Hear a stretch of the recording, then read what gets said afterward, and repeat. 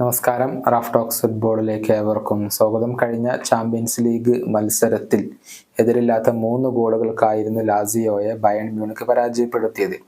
ആ മത്സരത്തിൽ ഇരട്ട ഗോളുകൾ നേടിയത് മറ്റാരുമല്ല, ഹാരി കെയ്ൻ ആണ്. ഇപ്പോൾ അദ്ദേഹം മറ്റൊരു നേട്ടത്തിലേക്ക് എത്തിയിട്ടുണ്ട്. അതായത് ആദ്യമായാണ് ഒരു ബ്രിട്ടീഷ് പ്ലെയർ ക്ലബ്ബ് ഇന്റർനാഷണൽ ഗോളുകൾ 50 എണ്ണം പൂർത്തിയാക്കുന്നത്. ക്ലബ്ബ് ഇന്റർനാഷണൽ ഗോളുകൾ ആകെ 51 എണ്ണമാണ് ഇപ്പോൾ ഹാരി കെയ്ൻ ഉള്ളത്. ഈ ഒരു നേട്ടത്തിലേക്ക് എത്തുന്ന ആദ്യത്തെ ഇംഗ്ലീഷ് താരം എന്ന ഒരു റെക്കോർഡ് ഇപ്പോൾ ഹാരി കെയ്ൻ സ്വന്തമാക്കി കഴിഞ്ഞു.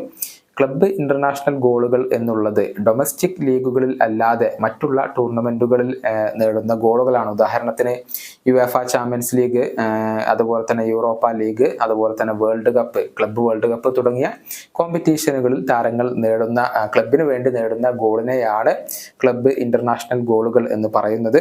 ഏതായാലും അതിന്റെ ഒരു ലിസ്റ്റ് ഇപ്പോൾ IFFHS പുറത്ത് വിട്ടിട്ടുണ്ട്. ഏറ്റവും കൂടുതൽ ക്ലബ്ബ് ഇന്റർനാഷണൽ ഗോളുകൾ നേടിയ താരം അത് മറ്റാരുമല്ല, ക്രിസ്ത്യാനോ റൊണാൾഡോ തന്നെയാണ്. നമുക്കറിയാം, ചാമ്പ്യൻസ് ലീഗിലെ ടോപ്പ് സ്കോററാണ് ക്രിസ്ത്യാനോ റൊണാൾഡോ.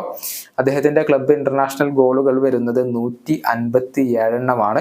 അദ്ദേഹമാണ് 1-ാം സ്ഥാനത്ത് തുടരുന്നത്. 2-ാം സ്ഥാനത്താണ് ലയണൽ മെസ്സി വരുന്നത്. 137 ക്ലബ്ബ് ഇന്റർനാഷണൽ ഗോളുകളുണ്ട് മെസ്സിക്ക്. 3-ാം സ്ഥാനത്ത് റോബർട്ട് ലെവൻഡോസ്കി 103 ഗോളുകൾ. 4-ാം സ്ഥാനത്ത് കരീം ബെൻസിമ 98 ഗോളുകൾ. 5-ാം സ്ഥാനത്ത് റൗൾ 79 ഗോളുകൾ. 6-ാം സ്ഥാനത്ത് ഫിലിപ്പോ ഇൻസാഗി 72 ഗോളുകൾ.